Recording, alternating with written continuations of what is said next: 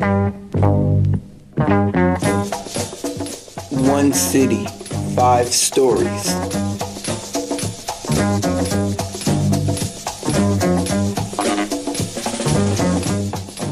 He was really an icon. He was a music impresario.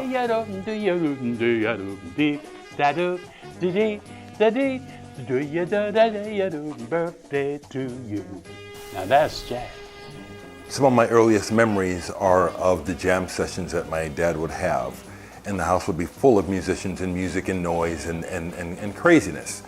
So that would be before kindergarten. Listeners, not talkers. And that's what you get nowadays in a lot of different clubs. You get a lot of talking, a lot of bickering, a lot of arguing, and you're not really appreciating and or hearing the artists as they are. You didn't have the prejudices amongst musicians that you didn't find that very much, because I mean we all love the same type of thing. 6 OPS students, 2 weeks, and 5 interviews in the hopes of helping to tell the story of jazz and North Omaha through film. Our goal was to work as a team to research and to help preserve the history of this community. We toured North Omaha, did archival research, and conducted interviews with people who lived and experienced the area's rich history. The program asks us to make invisible histories visible. But as we started digging into the past, we discovered that it wasn't invisible, just hiding, waiting to be rediscovered and to tell its story. The subject of jazz for this program really caught my eye, so I really wanted to join. And if I joined, I would have learned more about jazz and also more of the jazz history in Omaha. I know nothing about jazz. I hope I learn about what the history of jazz is, and I'm super excited to be in the to make a documentary. I wanted to learn about the North Omaha jazz and learn about the technology. I joined the program because the topic was jazz, and I feel like jazz is soulful music that has to do with emotion, and it makes me feel connected to what I'm learning. I wanted to learn more about Omaha's culture and why jazz was so popular in the 40s and 50s. Joining Making Musical History Visible, I knew the topic was Omaha music. So I just really wanted to know what Omaha did to music and why it was so special, what happened here. Jazz as a style of music has roots in slavery when communicating was not allowed. They overcame this by making sounds with their body. This sound evolved in New Orleans in the early 1900s as a way to show the passion of the African American community and give a voice to the voiceless. The creation of jazz was a culmination of many different elements and evolutionary pieces of music at the turn of the century. Jazz fused traditional African drumming with blues, gospel, big band, and ragtime into a new experience that was democratic, passionate, expressive, technical, sophisticated, and free. But then somewhere you would solo and you go, that solo and that creativity within the structure of the song is what made jazz a new and great phenomenon. Well, it was important because I liked it. So, you know, I mean, it was the music that I really enjoyed. It just hit me in the heart. I loved it. And so music was everywhere, you know. And of course, I was too young for clubs, but I could listen to it on the radio. And so that's how I got involved in playing, you know, just listening to the various groups on the radio and trying to learn how to play the trumpet. By the 1950s, the jazz scene in North Omaha was hitting its peak. More and more clubs began to open, and both jazz and North Omaha were thriving. Omaha was one of the key cities in the development of jazz in the nation. Omaha, not Kansas City, not New Orleans, not some other places. Omaha. It was the core. That's where jazz, in my mind, really got its beginning, because all of the big jazz players came to Omaha and played in North Omaha. Oh man, it was just like magic. I mean, the community was so alive, you know, when the musicians came through. It's a wonderful community. We had our own everything. We had our own movie theaters because we could not go downtown. We had our own taxi cabs.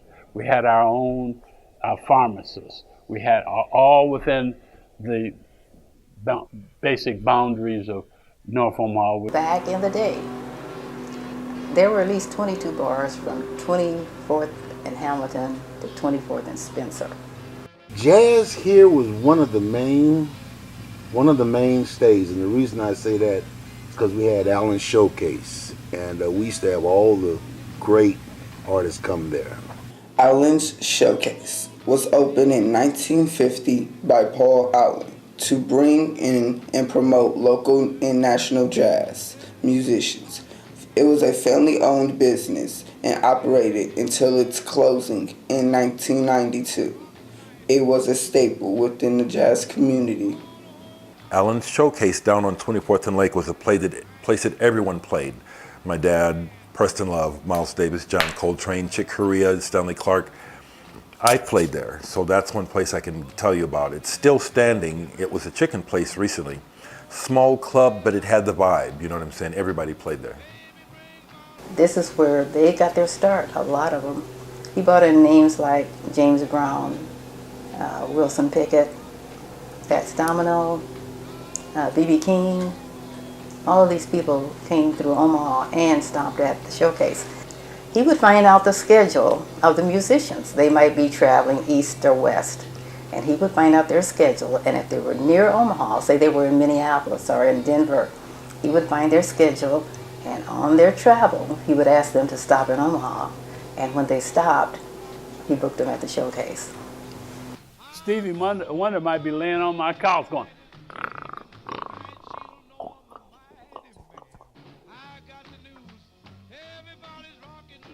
or the Temptations might have been taking a shower in my room.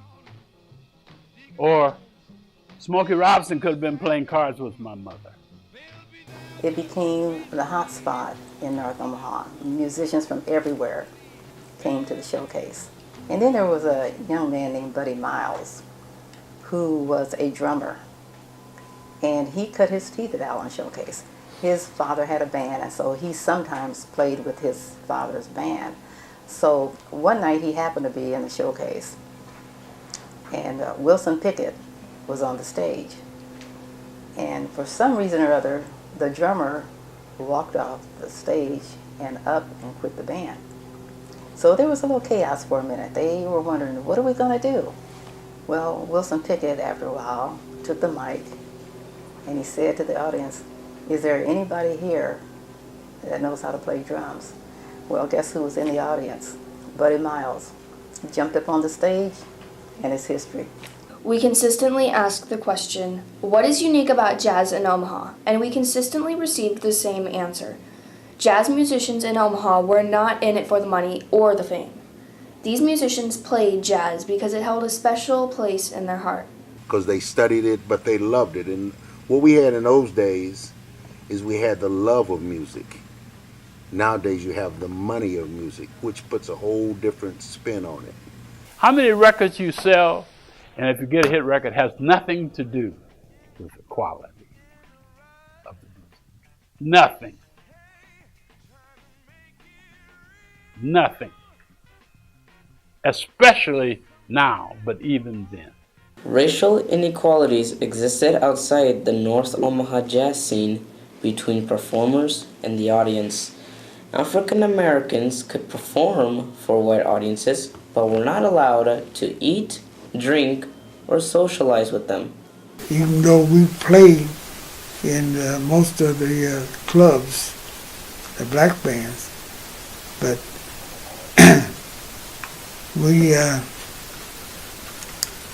the black people couldn't go in the clubs. See, when you had a black band at a club, you couldn't. It was patronage was for white only. but they had a black band. My relatives or my friends or blacks couldn't go in the clubs.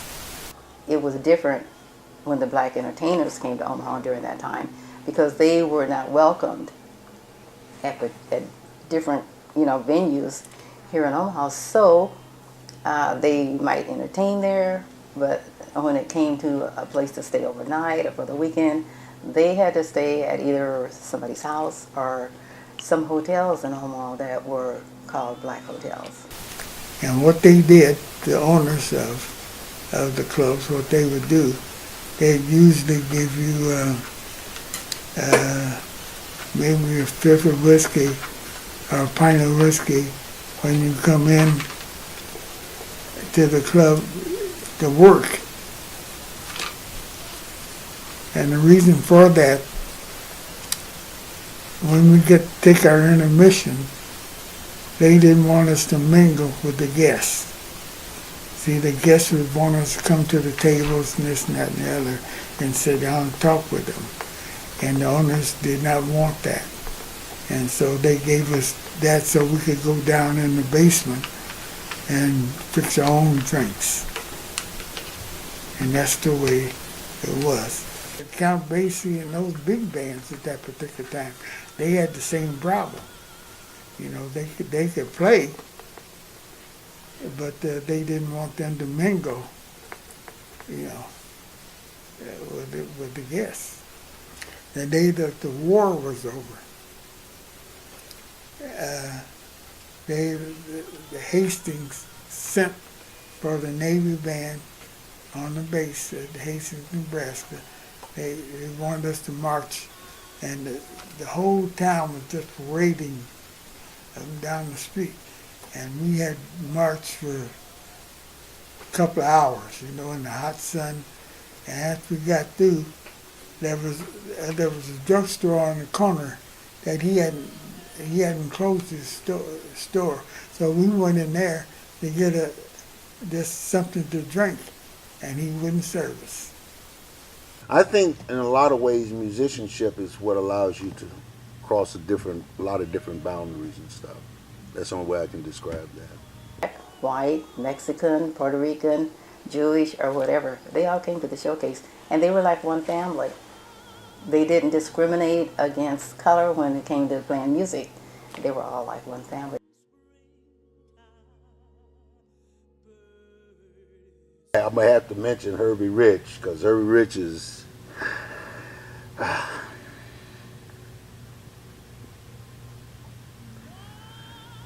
one of the greatest. We talk about genius. I'm going to tell you what genius is.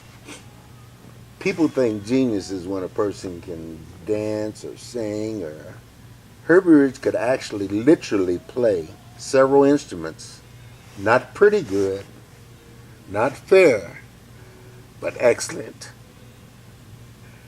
Nowadays when we look at genius, we say, well, they're genius because they can. No. Genius is because you can do more than one thing with that. You know what I'm saying? One show in particular at the Howard Street Tavern where he decided, we're going to make something up. And we composed on the spot, and it was brilliant. Just kind of, how do I put it? When you have blood relative connection and you do art and things, there's an extra level of communication that's hard to describe. Maybe some of you know it. When you do stuff with your brothers and sisters that you're into together, you can kind of vibe deeper, you know what I'm saying? So this particular night, my dad said, we're just gonna make it up, just watch me. And somehow we just understood. He would start doing these motions, this, and then this. And we composed, and it was amazing. I wish there was a recording of it. So that's one memorable, because it was like when we were done with the song, it's like, I don't believe what we just did. It's like we just wrote a symphony. It was amazing, it was. While jazz promoted free and open expression that created some of the greatest musical art of its time, there was a darker side to its story. Played in brothels and performed by some musicians who used drugs and alcohol. jazz was not immune to the pitfalls of human vice.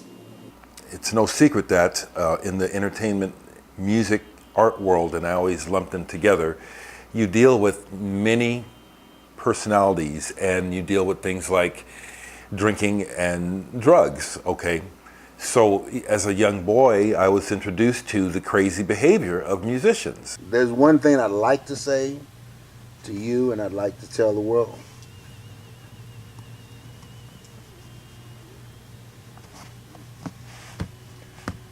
Never get into drugs. Never. Not even for a try, not even to think, oh well, I can make it. I can try this and I can come through this. No, you cannot come through it. Only thing that saved me was I went to rehab. But I was ready. Most people, you had to drag them to the rehab. They didn't have to drag me. All they had to do was give me a date, October 27th. You had to be at 7 o'clock. I was there at 6:30. Don't even try, don't even think the drugs are going to make you any better, because they're not. And all you're doing is you're putting your life in the hands of the enemy. Because the enemy don't want to see us as great as we are, through our music, through our culture, through everything we do is great and wonderful. And we have to tell our children, and we have to tell everyone that can hear us, don't try something you don't need to try. Just go on and live life. Beginning in the middle of the 20th century, jazz began to decline in Omaha. This change was sparked by a variety of factors. Desegregation helped merge different groups of people across Omaha. Businesses began to close in the area and crime was on the rise. Omaha also experienced a series of riots in the late 1960s. Participants in these riots expressed their anger through violence and the destruction of North Omaha buildings. I can remember seeing the decline of local jazz musicians being able to get good paying jobs in my childhood. So even as we were approaching the 70s, the music business was changing locally. Wow. There's nothing down there. It's empty. We used to have so many stores and stuff in North Omaha. It's nothing down there. You know, I hope it comes back, but this is my perspective. Jazz used to be relevant. It was a living voice of people.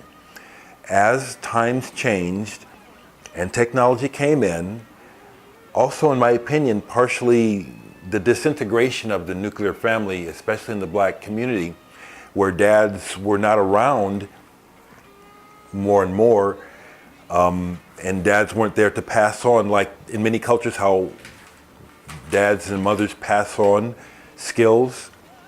I see that as a breakdown. I also see that, again, the public schools music programs breaking down, accessibility to instruments for kids. I see that as a breakdown. Why I think jazz is not quite as relevant as it was, but it might come back. It was a living thing, okay? So when all this, what I spoke about, happened, and kids didn't have access to instruments like they used to, what they had access to was record players. And so that's where hip hop and turntabling became instruments, okay? That music became the music of relevancy to the people of the time. If there's a way to connect with children learning instruments and hearing music played in a relevant life way, the way that hip hop and rock is now, I can see a resurgence of jazz. But I think that's part of the problem, is that it doesn't have a place in the home the way it used to. It seems like it's more of a novelty now. A lot of times what you actually hear on the radio when they say jazz is what they call smooth jazz, which I hate. That's not real jazz to me. So that's my opinion. I think that it needs to be relevant to the people's lives, or else it will remain dead. I can listen to a jazz record right now that was made in 1957, and I go, wow, that's great stuff.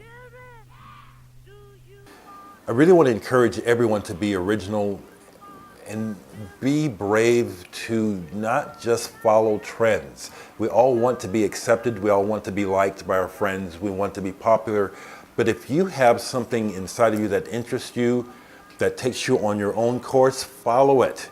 Be real, be original.